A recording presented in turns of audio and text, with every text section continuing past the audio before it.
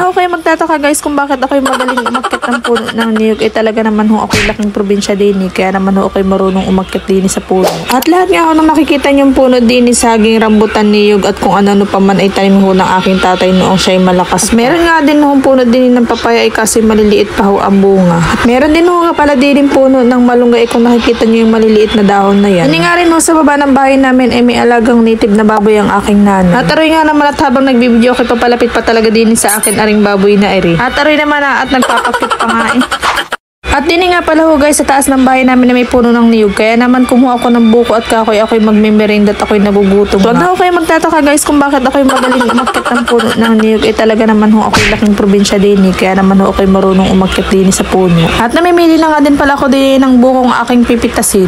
At napakasarap ang kumain ng buko din sa probinsya dahil fresh at galing pa nga sa puno. Nga ho sa Manila ay kung bibilin mo ang isang buo na rin nagkakahalaga ng 45 pesos. Yun sa amin nga ho ay aakyatin mo lamang o kaya naman ay susungkitin mo din sa puno. At na makakuha nga ako na isang buko ay hindi maiwasan ng kapatid kong tumawa din sa akin habang nag-video siya. Ako'y bakit nireveal agad yung aking punong inakyat? Ay aroy naman.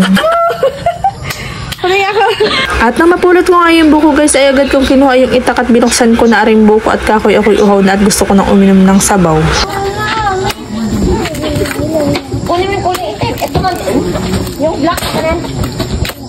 Okay. Ikatak ang itim. Lapit ka dito. Pakita mo to. Diyan laman. Ano, may laman. Buko yun Marami pa. Yan. Abon. Tapakan nyo na dyan yung mga ano oh. Ayan oh, tinapakan mo na. Dali.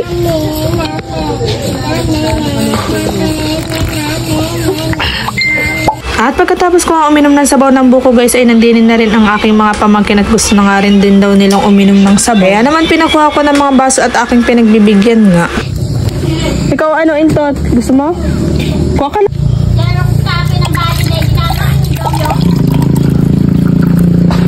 Wala na. O, alis yan, Tutoy! At nang maubos nga yung sabaw ng buko guys ay agad kong biniyak rin buko at nang kakoy makain na yung laman. Biyak agad Tapos tinama yung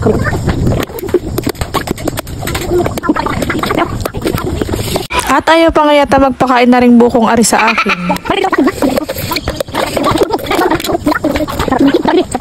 At nang mabiyak ko na nga guys yung buko ay manipis nga lang ang laman niya sa loob. Tari nga ho yung gustong kong kainin at kakoy manamis-namis. Dong bangko.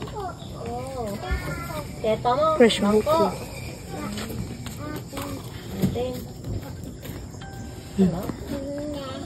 Matapoy ito. Oh.